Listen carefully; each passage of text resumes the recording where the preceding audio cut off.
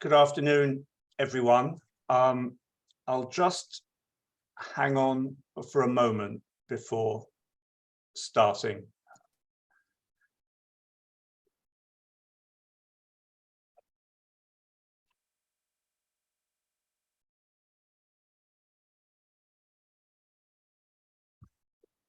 Well, my clock has now reached 5 o'clock, so welcome to you all.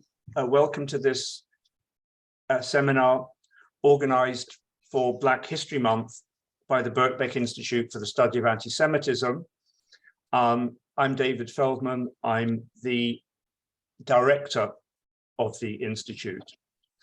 We normally have our seminars at lunchtime, but today it's at 5 in the evening, and I'd like to thank all of you for coming at this what for us is an unusual time. And the reason for that is to be able to welcome our speaker, Ben Ratzgoff, who's joining us from the West Coast of the United States. So our lunchtime would have been rather brutal for him. So Ben is visiting assistant professor in the Luschheim School of Judaic Studies at Hebrew Union College and the University of Southern California. He completed his dissertation on Black writers and the Third Reich at UCLA, and his writing has appeared in Jewish Studies Quarterly and Studies in American Jewish Literature, as well as in the Los Angeles Review of Books, Jewish Currents, and elsewhere. And I'm really delighted, having heard him before, I'm really delighted to welcome him today, and with great expectancy, introduce his talk entitled A Foul and Violent Orgy, James Baldwin on Holocaust, Exceptionalism, and Black Revolt. Ben. Thank you. Let me start by just saying thank you so much both to David for the invitation and to everyone at the Institute really who helped put this seminar together. I'm going to share a presentation now and then we'll get started. All right.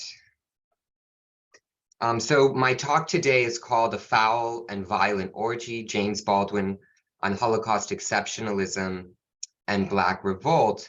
And what I'm hoping to really do is kind of just walk through 3 of Baldwin's texts in a limited time period to sort of trace the role of the Holocaust, really Holocaust memory, in his developing thinking about Black militancy in a crucial decade of the 1960s. So without further ado, I'll just jump right into it.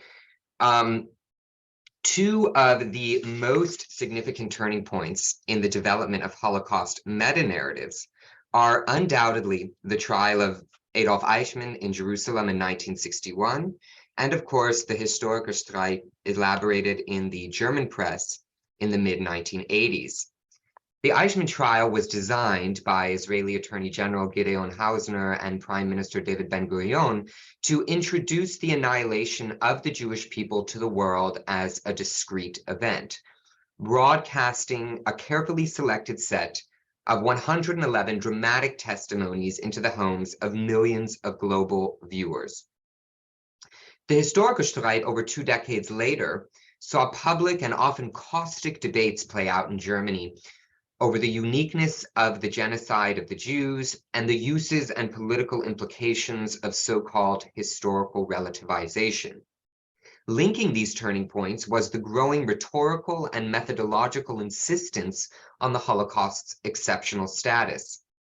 As Claudio Fobu, Todd Presner, and Wolf Kunsteiner have summarized, quote, reconfiguring the Nazi crimes as a Jewish event required isolating it from its World War II context, releasing it from the powerful grip of the previously dominant transnational master narratives of anti-totalitarianism and communism, and identifying it as a special type of occurrence, end quote.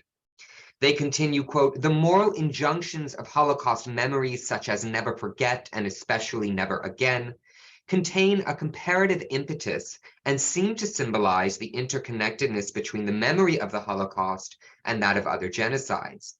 Yet much of the theoretical and popular culture associated with Holocaust studies was developed by arguing for or assuming the Holocaust's exceptionality as a limit or test case, as a unique and absolute event, as the fundamental challenge to Western civilization," end quote. It took many decades and a number of important events for such a Holocaust exceptionalism to emerge. Yet, earlier post-war orientations toward fascism, championed by the Western liberal democracies victorious in the Second World War, reveal how characterizations of Nazi crimes as an exceptional challenge to Western civilization ironically functioned to re-legitimize this Western civilization after it had so spectacularly and cannibalistically imploded. Surveying the post-war scholarship on fascism and its definitional debates, Cedric Robinson identified the following constitutive meta-narrative. The Second World War represented a struggle in which liberal democracies rescued the West from the excesses of authoritarian leaders and mass movements, safeguarding individual freedom and reinscribing the political and moral authority of Western civilization. These accounts located the problem of fascism in its aberrant or deviant relation to the march of Western progress, a deviance establishing the norm. They accordingly presupposed that earlier and extant systems of racial violence and subjugation in Western liberal democracies and empires were inconsequential to the West's moral and political legitimacy. However, from the perspective of many non-Western peoples, Robinson adds, quote, "The occurrence of fascism was no more a historical aberration than colonialism, the slave trade, and slavery." Indeed, from a Black American point of view, poet Langston Hughes stated already in 1936 that, quote, "Fascism is a new name for that kind of terror the Negro has always faced in America," end quote. And James Baldwin, after the war, would affirm that the charming American dream of progress was, quote, "a point of view which any sane or honest Negro will have some difficulty holding. Very few Americans have the courage to recognize that the America of which they dream and boast is not the America in which the Negro lives. It is a country which the Negro has never seen," end quote. Such perspectives challenged not so much the extreme status or novel ideological, technological, and industrial form of Nazi atrocities. They challenged rather their characterization as a historical aberration, which functioned to affirm the national civic ideals of redemption, individual agency, and procedural liberalism. It is not incidental that the post-war trials of Nazi perpetrators, debates about the nature of fascism, and development of collective Holocaust memory were contemporaneous to anti-colonial and anti-racist uprisings around the world. Anti-colonial and anti-racist perspectives from this period outline a dynamic relationship between the developing memory of the Holocaust and the actuality of anti-colonial and anti-racist militancy. In doing so, they call attention to the role of national recognition and memorialization of the Holocaust in the reproduction of American society's racially unequal and violent status quo. James Baldwin's engagement with the Holocaust in the 1960s specifically, the crucial decade in which the mainstream civil rights movement in the United States was eclipsed by radical Black anti-colonial and anti-war movements, reveals a struggle between white and Black American viewpoints over the Holocaust's exceptional status. In 3 texts published from 1962 to 1970, Baldwin coded moral orientations toward the Holocaust to political orientations toward Black oppression and revolt. By toggling the development of Holocaust memory to the trajectory of Black militancy, Baldwin traced how Holocaust memory was enlisted to recuperate repressive national mythologies, while also disclosing how Holocaust memory provided a vital resource for interpreting the real-time progression of anti-racist struggle, from the mainstream civil rights movement to Black radicalism, and finally to white backlash. In November 1962, the New Yorker magazine published Baldwin's unprecedented 20,000-word essay titled "Letter from a Region in My Mind." Baldwin had originally promised the essay on Black Muslims to the influential American Jewish liberal left Commentary magazine.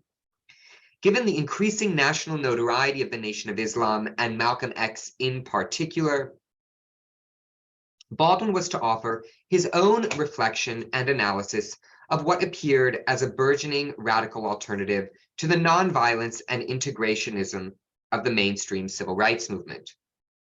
The essay was composed and published following Baldwin's 2 trips to the US South, during which he observed and conversed with civil rights movement leaders, including the Reverend Dr. Martin Luther King Jr., and made contact with more radical student movements, including the Student Nonviolent Coordinating Committee, or SNCC.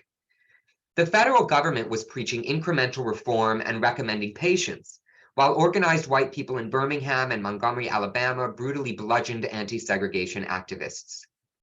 In the 1962 essay, as an introduction to his treatment of the Nation of Islam, Baldwin argued that the Second World War produced a critical Black loss of faith in white Christian power, including white liberal reformism. He recalled his own teenage realization that hard work and thrift would never provide salvation from poverty, scorn, and especially police violence.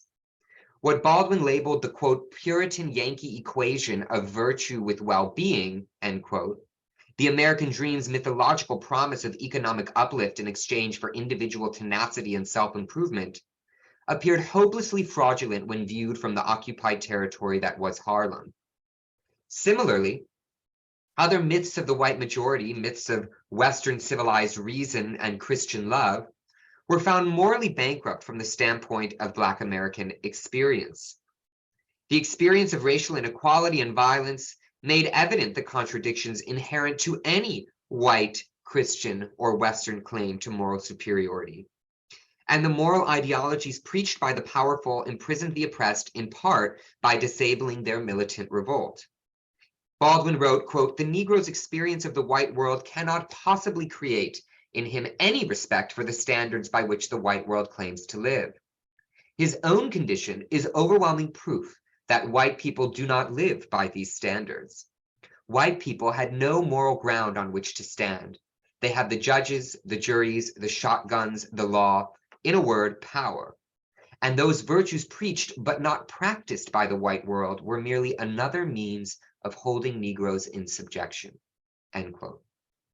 Here is where the Holocaust and fascism at large emerged as a crucial reference point. Not so long ago, when the priests of that church which stands in Rome gave God's blessing to Italian boys being sent out to ravage a defenseless Black country, it was not possible to believe in a Black God. But time has passed, and in that time, the Christian world has revealed itself as morally bankrupt and politically unstable. The terms civilized and Christian begin to have a very strange ring when a Christian nation surrenders to a foul and violent orgy, as Germany did during the Third Reich. For the crime of their ancestry, millions of people in the middle of the 20th century and in the heart of Europe, God's citadel, were sent to a death so calculated, so hideous, and so prolonged that no age before this enlightened one had been able to imagine it, much less achieve and record it. From my own point of view, the fact of the Third Reich alone makes obsolete forever any question of Christian superiority, except in technological terms. White people were and are astounded by the Holocaust in Germany. They did not know that they could act that way. But I very much doubt whether Black people were astounded, at least in the same way. For my part, the fate of the Jews and the world's indifference to it frightened me very much. I could not but feel that this human indifference would be my portion on the day that the United States decided to murder its Negroes systematically instead of little by little and catch as catch can. I was, of course, authoritatively assured that what had happened to the Jews in Germany could not happen to the Negroes in America. But I thought bleakly that the German Jews had probably believed similar counselors. And again, I could not share the white man's vision of himself. Baldwin's extensive narration of white and black epistemological standpoints toward the Holocaust illustrated the gap between white liberal reformism and black militancy. He contrasted the Holocaust to the Italian fascist invasion of Ethiopia, which had signified the white colonial violence blessed by the Catholic Church for some 400 years. The myth of white Christian power was, by the sheer force and magnitude of its violence, undeniable. But the European continent's descent into cannibalistic annihilation revealed so nakedly the political instability and moral bankruptcy of white Christian power, consequently recalibrating Black faith in its authority. Also key to this recalibration, later described in the essay, was the curious experience of Black American soldiers fighting in a segregated army against segregation abroad. Baldwin distinguished between the rupture the Holocaust represented for white Americans, who, quote, did not know that they could act that way, end quote, and the rupture it represented for Black Americans, who interpreted the fate of the Jews as a specter of the United States' own genocidal potential. White bewilderment in the face of Nazi atrocities expressed a self-absolving claim to ignorance. The late great Charles Mills described such viewpoints as white epistemologies of ignorance, structures of non-knowing, denial, and misrecognition. And he demonstrated how such epistemologies of ignorance play a key role in the reproduction of domination and exploitation. White moral shock in the face of Nazi atrocities implied a non-knowing, a denial of historical and ongoing racial violence in the United States. Colonial genocide, chattel slavery, carceral repression, second-class citizenship, eugenic biopolitics, organized mob violence, state-sanctioned murder, and the list goes on. For many Black Americans, however, for whom denial of the resemblances was simply inconceivable, the rupture of the Holocaust was the basis for a forceful rejection of liberal reformism and patient nonviolence. This rupture considered Aryan German complacency a precedent to white investments in liberal reformism. And Baldwin predicted that the growing Black loss of faith in the myth of American progress would provoke a white backlash. Quote, "The power of the white world is threatened whenever a Black man refuses to accept the white world's definitions. So every attempt is made to cut that Black man down," end quote. The essay mapped two possible trajectories for Holocaust memory according to their divergent implications for anti-racism in the United States. Denial of the ongoing American horrors of racial governance and violence, which would index the inability or unwillingness to transcend the racist status quo, or liberation from the myths of white Christian superiority through commitment to the radical transformation of American society. In a later essay for the New York Times, Baldwin explicitly addressed Holocaust memory and the politics of comparison. Sent from Istanbul and published in April 1967, it was an expanded version of an open letter Baldwin had written to resign from the advisory board of the Black nationalist Liberator magazine, in response to a series of anti-Semitic articles the Liberator had published. In the open letter, Baldwin commented frankly, quote, "I think it is most distinctly unhelpful, and I think it is immoral to blame Harlem on the Jew." Baldwin's full response to the Liberator series appeared in the New York Times with the rather polemical and somewhat misleading headline, "Negroes are anti-Semitic because they are anti-white." In fact, Baldwin considered how social relations between Jewish landlords, pawnbrokers, shopkeepers, and philanthropists on the one hand, and impoverished Black Americans on the other, generated suspicion, envy, and blame. And he argued that Black anti-Semitism modeled a parody of white Christian racism. In the context of this rebuke, Baldwin also described how narratives of Jewish suffering and resistance were domesticated into national mythology according to national racial scripts. He asserted, quote, "The Jew's suffering is recognized as part of the moral history of the world. The Jew is a white man, And when white men rise up against oppression, they are heroes. When Black men rise, they have reverted to their native savagery. The uprising in the Warsaw Ghetto was not described as a riot, nor were the participants maligned as hoodlums. The boys and girls in Watts and Harlem are thoroughly aware of this. But, of course, my comparison of Watts and Harlem with the Warsaw Ghetto will be immediately dismissed as outrageous. There are many reasons for this, but the bottom reason is that it contradicts the American dream to suggest that any gratuitous, unregenerate horror can happen here. We make our mistakes, we like to think, but we are getting better all the time. End quote. Baldwin argued that the juridical and social inclusion of most American Jews into racial whiteness in the United States overdetermined how Americans metabolized Jewish suffering and resistance in occupied Poland, invalidating comparisons to those whom American racial mythologies had scripted as violent savages. Baldwin anticipated a peremptory dismissal.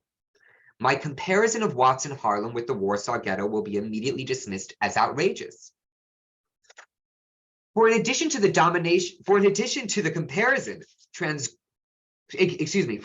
how the comparison transgressed the ideologies of anti-Blackness in the United States, it also called into question the narrative of democratic progress. If the Watts Rebellion resembled the limit case of atrocity in Western civilization, the Holocaust, then the belief that, quote, we are getting better all the time, end quote, would be thoroughly discredited. The denial of comparison fortified faith in American progress and could in turn legitimize the brutal counterinsurgency launched by the US state against the Watts uprising participants. The Los Angeles police chief had infamously characterized the uprising's participants as monkeys in a zoo, and in a comparison with immediate material consequences, had suggested the uprising be treated as a Viet Cong insurgency and met with an armed and militarized response. Something had changed since Baldwin's New Yorker essay. Baldwin no longer referred to the Holocaust as a specter haunting American society. He no longer spoke as a prophet, as he did in the New Yorker, promising, quote, God gave Noah the rainbow sign, no more water, the fire next time, end quote. The Watts Rebellion in Los Angeles, incited by the combination of housing discrimination and police brutality, was proof that the fire of Black revolt had arrived, and the mobilization of thousands of law enforcement personnel to turn the neighborhood into a guerrilla war zone was a harbinger of technologies of subjugation to come. By the end of the decade, Baldwin's attention was fixed on the site of the prison. Nixon's law and order campaign had begun to construct the infrastructure of mass incarceration in the United States to quell Black unrest and repress Black radicalism, all with support, explicit and tacit, of the so-called silent white majority. Interestingly, Baldwin's turn to the prison was also catalyzed by his literal confrontation with the prison in Hamburg, Germany. In October 1967, Tony Maynard, Baldwin's former bodyguard, chauffeur, and friend, was falsely accused of murdering a white Marine, largely based purely on a description that the suspect was Black. At the time, Maynard was touring with jazz musicians in Germany and was held in the Hamburg prison while waiting for extradition to the United States. Baldwin took up work to support his release and defense, and his meditations on his visit to Maynard in the Hamburg prison first appeared in 1972 in No Name in the Street. This and others of Baldwin's writings from the early 1970s testified to a change in perspective away from his earlier concern with the function of Holocaust memory in American society and directly toward the correspondence now between the US prison regime and the Nazi carceral system. These concerns combined in a passionate open letter written to incarcerated radical Black intellectual Angela Davis and published in the New York Review of Books in 1970. Davis, a professor at UCLA, member of the Communist Party, and fellow traveler of the Black Panther Party, was arrested by FBI agents following a national manhunt and was tendentiously charged with aggravated kidnapping and first-degree murder. After seeing the October 26, 1970 cover photograph of Newsweek magazine displaying Davis handcuffed, Baldwin felt compelled to write an open letter in her defense and also campaign on her behalf in France, England, and Germany. The open letter began, quote, "One might have hoped that the very sight of chains on black flesh would be so intolerable a sight for the American people and so unbearable a memory that they would themselves spontaneously rise up and strike off the manacles. But no, they appear to glory in their chains. Now more than ever, they appear to measure their safety in chains and corpses. And so, Newsweek, civilized defender of the indefensible, attempts to drown you in a sea of crocodile tears and puts you on its cover, chained." End quote. Baldwin posited that the photograph of Davis invoked a memory of the transatlantic slave trade and plantation slavery, illustrating the iterative quality of anti-Black violence and repression across time. But he ultimately read the magazine cover as a sign of just the opposite: the white majority's denial of such a memory. With an unusual softness and sorrow, he continued, quote, "You look exceedingly alone. As alone, say, as the Jewish housewife in the boxcar headed for Dachau, or as any one of our ancestors chained together in the name of Jesus, headed for a Christian land." End quote. Baldwin inserted the carceral oppression of Jewish women by Nazi Germany into the iterative loop. The ground of comparison was the Nazi technologies of incarceration and torture, drawing out their continuity with the brutal political repression of radical Black militants. The letter concluded with a sorrowful but determined warning, quote, "Only a handful of the millions of people in this vast place are aware that the fate intended for you, Sister Angela, and for George Jackson, and for the numberless prisoners in our concentration camps, for that is what they are, is a fate which is about to engulf them too." End quote. The insistence on representing US prisons as concentration camps reflected a recognition that interlocking practices of mass incarceration and state-sanctioned premature death were now unfolding in the United States. In late 1969, the Chicago Police Department assassinated chairman of the Illinois Black Panther Party, Fred Hampton, in a raid on his home organized by the FBI. And by the end of 1971, George Jackson himself, prison intellectual and co-founder of the Black Guerrilla family, would be shot while trying to escape the San Quentin prison. Baldwin's insistence on the metaphor refused to allow the white majority to deny the reality of brutal anti-Black repression, circumventing the disabling domestication of Holocaust memory into a white national mythology of ignorance. Baldwin's writing allows us to distinguish between two facets of a single problem: how the micromanagement of comparison constrains historical and political analysis on the one hand, and how, on the other, exceptionalizing rituals and meta-narratives of Holocaust memory reconstitute mythologies of Western power and moral superiority. In Baldwin's final metaphor in the letter, he condensed political persecution, mass incarceration, and state-sanctioned murder into an ominous illustration linking the violent repression of Black radicalism to the chemical annihilation of the Jews. But it is also here where comparison collapses metaphor and reality into one another, as lethal gas was indeed used as a method of execution at San Quentin prison. I will conclude with Baldwin's haunting words.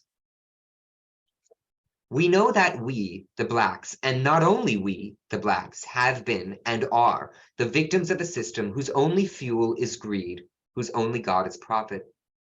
We know that the fruits of this system have been ignorance, despair, and death, and we know that the system is doomed because the world can no longer afford it.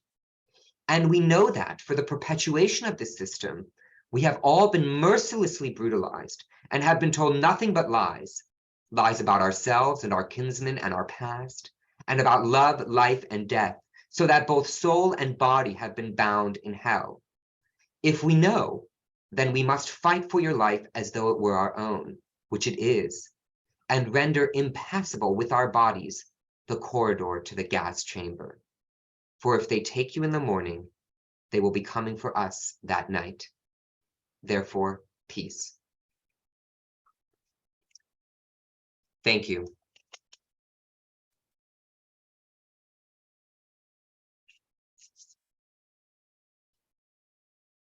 Thank you very much, Ben, for such a rich and thought-provoking paper. We have about half an hour for questions and discussion. If you do have a question, please do raise your hand through the Zoom apparatus, and I will see that, I hope, or place your question in the chat. Let me just get things going, Ben, with quite a broad question. But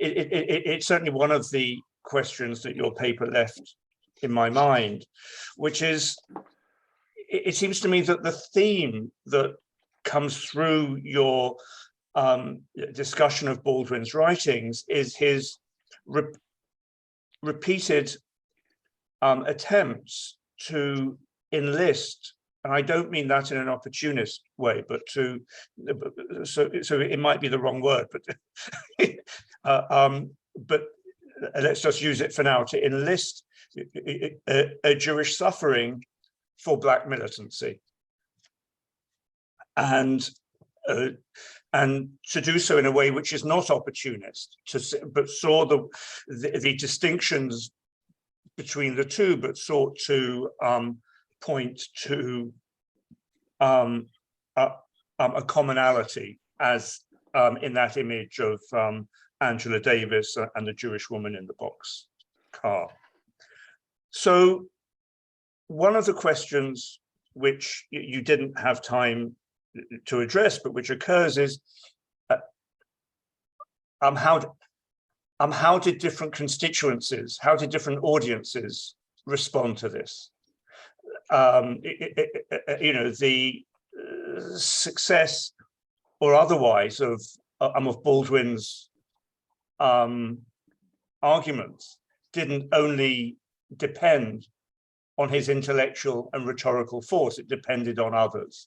So just thinking about the different constituencies, whether Jewish or Black militant or white liberal, can you say something about places where his arguments received a more positive or a more negative response? Yes, thank you for that question, because I think the reception is important. And I think what I try to sort of just very briefly do is give a sense, you know, I'm stringing together these three pieces of writing, and in many ways this decade was, you know, was tremendously productive for Baldwin, and he wrote so much, and I'm sort of pulling out these very specific pieces, and you might not, in me doing so, you might not get the sense of how situated they are in kind of very specific moments and debates. You know, the 1962 article, which you know, you really get a sense of this moment of the rise of Malcolm X and him trying to kind of understand that and translate that actually into something that white Americans can understand, all the way up through then the final open letter. And I should add as well that in this decade, you know, Baldwin was actually in the United States very little, which is something that also I think is lost when we think about the reception, and is important to think about the reception, is that, you know, Baldwin was really, he was in Istanbul for a very large chunk of it. And even the sort of the famous or infamous essay, Negroes are anti-Semitic because they're anti-white, was written from Istanbul at this like incredible remove. So in some ways he was insulated, you could say, from the reception, at least on the ground. But to get to the heart of your question, so Baldwin's letter from a region in my mind in the New Yorker was a kind of tremendous event that was really kind of read and taken to heart by many, I should say, white liberals. The most famous example, I would say, of the effect of this essay is Hannah Arendt's letter to Baldwin after reading it. So she sort of in this essay, you know, basically says that it basically made her have to kind of rethink so much of what she thought about what was the so-called Negro question, as she described it. Although she then, you know, very famously took issue with his reliance on this Christian gospel of love, and, you know, says that in politics, love is a stranger. Nonetheless, right, that is, I think, an example of, it's representative of what a lot of white liberals responded to this piece, which was largely sympathetically, right, and positively, and that it had a large effect on them. Ironically, that's precisely why Baldwin had somewhat of a tense relationship with more radical Black militants who felt that he was specifically writing for white liberals and to white liberals. Now, as you go later in the decade, and especially in 1967, when he writes the Negroes are anti-Semitic because they're anti-white piece, something that's typically lost, I think, in discussions of this piece today is the sense in which this piece was actually written, as I mentioned, as a critique, as a criticism of what was a series of anti-Semitic articles in the Black nationalist magazine, The Liberator. And so while it seems like, which is simply to say that Baldwin is not writing this, you know, spontaneously to accuse Jews of exploitation, right? He's basically responding to an existing discourse among Black nationalists that accuse Jews in Harlem of exploitation, right? And trying to piece it together in a more nuanced way. This came at a time when there was tremendous talk about so-called Black anti-Semitism. I mean, there's a lot of talk about that today, and especially this past month. It's certainly in Los Angeles. But it's actually, and it seems like a rather contemporary discourse, but it's actually decades old. And in the late 60s, when you had groups like SNCC, the Student Nonviolent Coordinating Committee, SDS, and other radical student activist groups that were basically splitting along these lines, SNCC was expelling all of its white members under the leadership of Stokely Carmichael. It lost funding from primarily liberal Jews, liberal white Jewish philanthropists. And this is considered sort of, you know, the kind of classic split between the sort of fantasy of a kind of Black Jewish alliance. But there was actually tremendous discourse. There was a book even that came out called Black Anti-Semitism and Jewish Racism, which was a collection of kind of essays, including by Baldwin, from American rabbis and Black intellectuals, and kind of discussing both sides of this equation, you could say. And so Baldwin's essay, all that is simply to say that that piece came at a moment when, you know, this was a conversation that publications were having. Certainly commentary publication was having this conversation in the sense of, what is that? The article, My Negro Problem and Ours, I believe, by Norman Potteritz. That was like 1963, right, actually, in response to Baldwin. So anyway, all of this is simply to say that, you know, his pieces were taken up, right, in a kind of conversation. And the last, the last point I just wanted to make was Sure. that by the 1970 essay, right, was really aligned with a large discourse among activists like Angela Davis and George Jackson that were drawing on fascism to theorize the US prison regime. Thanks, Ben. I realized that I asked you a question which was a bit too big, really. A bit long-winded, yes. Sorry. No, entirely my fault. Brian Chayette, you have a question, Brian? Yes. Or a comment? A question. In a way, following on, but just homing it down a little bit. I thought it was a fantastic paper, and you showed the full extent that Baldwin, along with many African Americans, used the analogy with the Holocaust. So really wonderful. I focused just on one aspect, the comparison of the Black Ghetto, or the Harlem Ghetto in particular, and the Warsaw Ghetto, which he wrote about. And this was something that Martin Luther King talked about, the Black ghettos, throughout all of his speeches.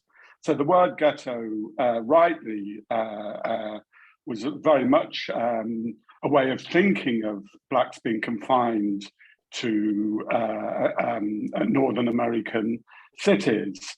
But Ralph Ellison, for instance, who also lived in Harlem, very much objected to this.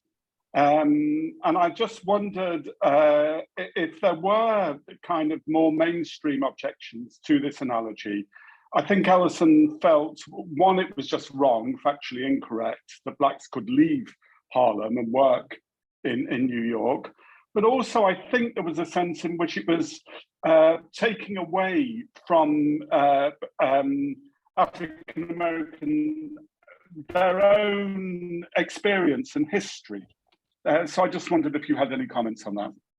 Yeah, I think that, it's become so, well, thank you for that question, because I think it's, there's so much to say about the ghetto terminology. It's become so normalized that I think you're right that, and I actually think that if you were to ask most Americans today, what is a ghetto? I think their first reference would be a Black American urban neighborhood, right? And not actually the Nazi ghettos, or even obviously like an early modern Italian ghetto. But so you lose sight of the fact that it was a contested term, right? As you're pointing out. And yes, so Ralph Ellison, for example, is probably the most prominent example of someone resisting this comparison for what he felt was basically an unfair stigmatization, right? I mean, the Nazi ghettos were, sites of rampant disease and starvation at the scale to which a neighborhood like Harlem, however comparable, right, he felt was really too stigmatizing, right?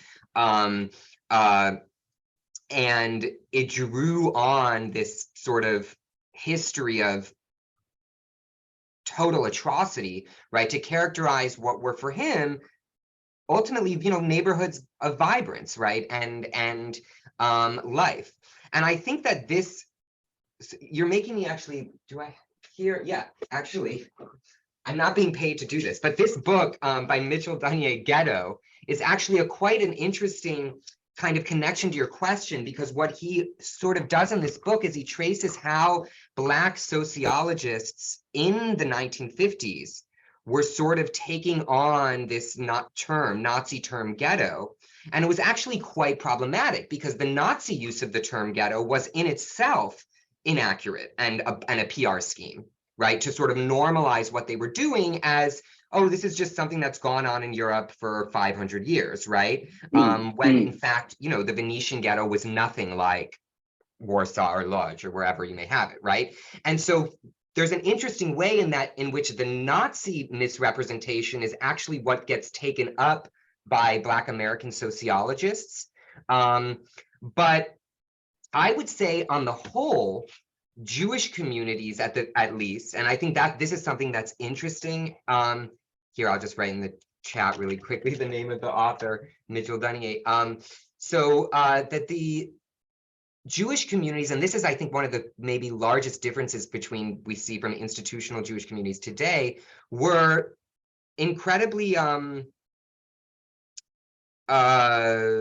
did not police, I would say, these analogies, right? Found these analogies actually to be gratifying, right? In the sense of Jewish history serving as a model. And that's what's key about what Baldwin identifies, right? It's not the comparison, let's say, to suffering, which of course, which many white Jewish liberals would agree with. It was this comparison of revolt, right? This comparison to the people in Watts revolting that is precisely where it bothered. He anticipated a reaction, right? And that's where I think we can distinguish between, on the one hand, criticism over making this comparison in general at the level of human confinement and suffering, versus at the actions of armed resistance, right? But I would have to go back to identify specific people that would disagree with it. But I'm definitely affirm what you're saying here, right? That it was contested, and we've lost a bit of some of that, I think, nuance and complexity today. Absolutely. And there's lots of books on the ghetto. I've written one. Mitchell's book's fantastic. And so is yours. I'm familiar with it. But it's really a thriving subject. But thank you so much. Thank you.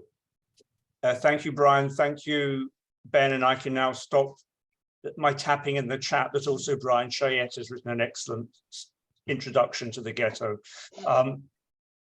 Mike Burkhoff, you have a question or a comment? A bit of both, really. I was originally going to do also a quote from Negroes are anti-Semitic because they're anti-white, but I'll restrict it to just one sentence, which I think shows a lot of the strength of Baldwin and his intellectual honesty when he wrote, "I know that my own oppression did not ennoble me," which I think is a fantastic sentence. But I'd also like to quote another writer, and this is because both writers put themselves in a position of possible unpopularity within the communities that they come for. This is Primo Levi, and he wrote, "If not now, when," in that book. Italian Jews, but I assume he means some Italian Jews, were fascists and applauded Mussolini. And when the Germans came, some escaped to Switzerland, some became partisans, but the majority remained hidden in the city or the countryside. Of course, he became a partisan himself and suffered greatly because of it. And this shows that in both those cases, we have writers who were prepared to stick their necks out, you might say, in order to show that oppression itself is negative in more than just one way. It actually can affect a number of the members of the oppressed groups themselves to come to ridiculous conclusions. I wondered if you had anything to say about that. Thank you. Absolutely. I mean, I think so. This is, I'm happy that you read that quote. It's one of, I think, my favorite quotes of Baldwin. And in addition to Primo Levi, Ruth Kluger in her memoir Still Alive says something, very similar as well, which is, that nothing good, nothing noble came out of surviving the concentration camps. The concentration camps created bad things, right? Not good things. And I think it is, as you're mentioning, and then Primo Levi's point about, of course, Italian Jewish participation in fascism, is all of these elements are key, I think, to what all of these writers are doing, which is to complicate our grids of kind of victim and perpetrator, and this assumption that victims have automatically a kind of moral authority. Now, interestingly, that is what, before he writes that statement, and Negroes are anti-Semitic because they're anti-white, and which I should just say, when he's making that statement, what's key about it, right, is he's saying that Jews cannot be held to a higher standard, right? I mean, it's in some ways it's a critique of Jewish participation in white supremacy, but at the same time, it's saying, well, they're just humans. Why wouldn't they participate, right? But in the earlier essay, 1963, he's really, when he's struggling to explain why are Black Americans turning toward the Nation of Islam.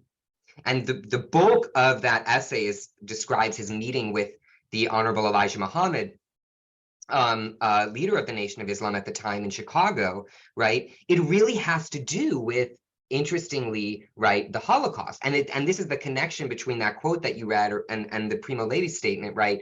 And this is that because the moral authority of the West was proven so bankrupt by the Holocaust in Baldwin's argument, that and white Christian power was proven so morally bankrupt, right, that it caused this inversion towards, well, if not the white God, then a black God, right? And that's sort of his argument, is that Nation of Islam is this kind of inversion of the white Christian cosmology, right? And then he makes that similar argument in 1967 that Black anti-Semitism is a parody of white racism, right? So absolutely, right, Baldwin is consistently interested and troubled by what he calls myth, what he calls how minorities themselves participate in and are imprisoned by national myths, right?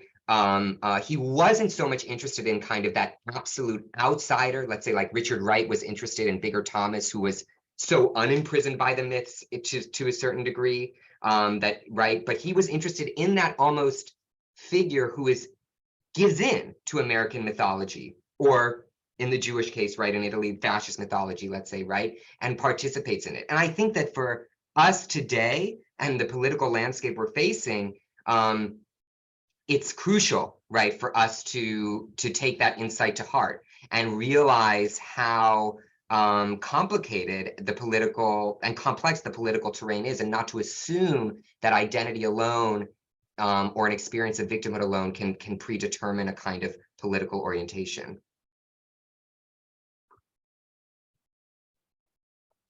Thanks, Ben. Wojciech Rapak, you have your hand up. Would you like to? Thank you very much. I hope that this is going to be a fairly short question. I've always thought that the Nazi racial theory had this very basic distinction between slavery and what the Jews represented. And the Jews represented a sort of an enemy, a mortal enemy that had to be destroyed, exterminated, and so forth. And that distinction is, I think, one which doesn't apply to the repression and the suffering of blacks in America.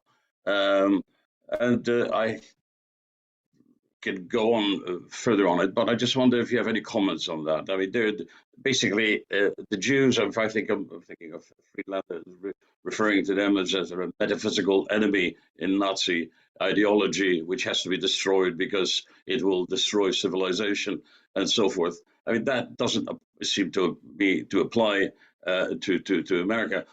More appropriate, perhaps, would be the way in which the Slavs fit into the Nazi picture, where they were obviously slaves. So, if you could comment on that, please. Yeah, right. I mean, I think that at the level of kind of historical research, we can identify so many differences, right? And so many ways of kind of fine-tuning the comparison. The distinction you're drawing on, which is an important one, right, is the distinction between exploitation and extermination. And we see sort of various dynamics of exploitation and extermination, right, in many different colonial and fascist settings, right? As you're identifying this distinction as pertains, let's say, between Slavic people and Jewish people in the East, right?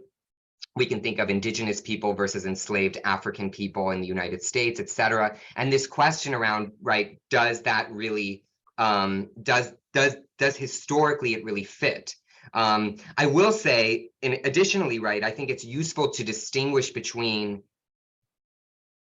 Nazi ideologies on the one hand, and Nazi realities, right? Because as we know, Nazi racial ideology was incredibly fickle and contradictory. They didn't know if the Jews were a race, if they were an anti-race, a mongrel race. And and what happened in reality, right? And that's where I think some of these distinctions get a little fuzzier. When you look at debates around ghettoization among Nazi leaders and whether ghettos should be made productive, or whether the prisoners should be left to starve, right? You see that there are considerations around labor exploitation. But nonetheless, I think on the whole, you're right, that there is this obvious difference. And that's why I think what I'm interested in, right, is less kind of litigating, or what I call in the paper, a kind of micromanaging the empirical validity of these comparisons, as rather seeing how the Holocaust played a role in Baldwin's thinking as he was responding to Black militancy, right? Because whether or not they were or were not, whether or not the comparisons were, empirically rock solid, he's saying that the Holocaust had an effect on Black American consciousness, on Black American politics.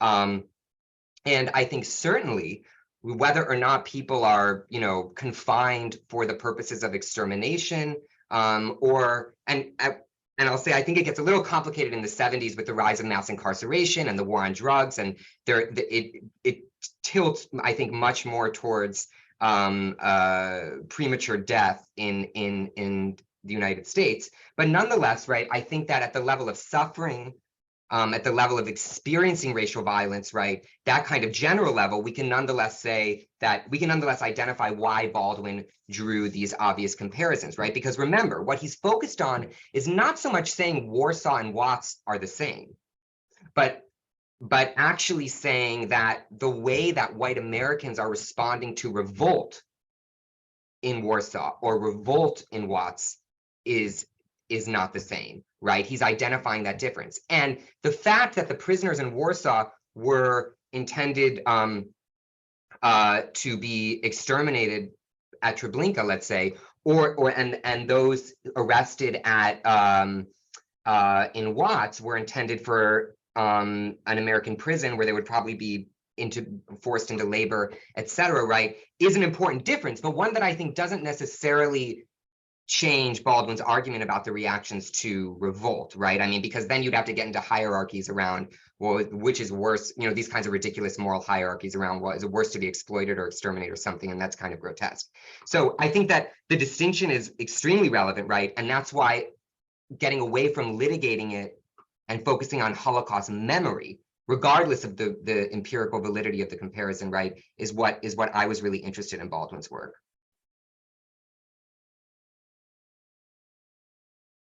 I think you're muted, David. You just thought I'd know by now. Thank you. Thank you very much, Ben.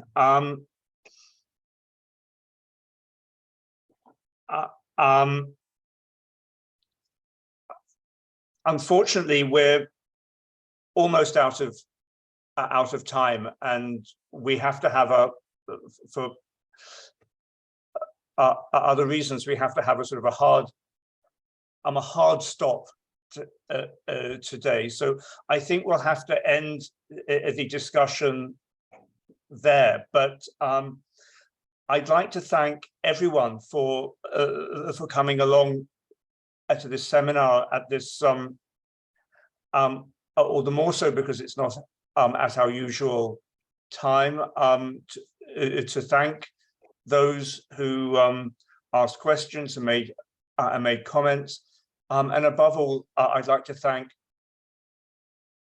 Ben Ratskov for really a rich and a stimulating paper that I at least will be thinking about for a long time after this occasion. Thank you all very much indeed. Thank you, everyone.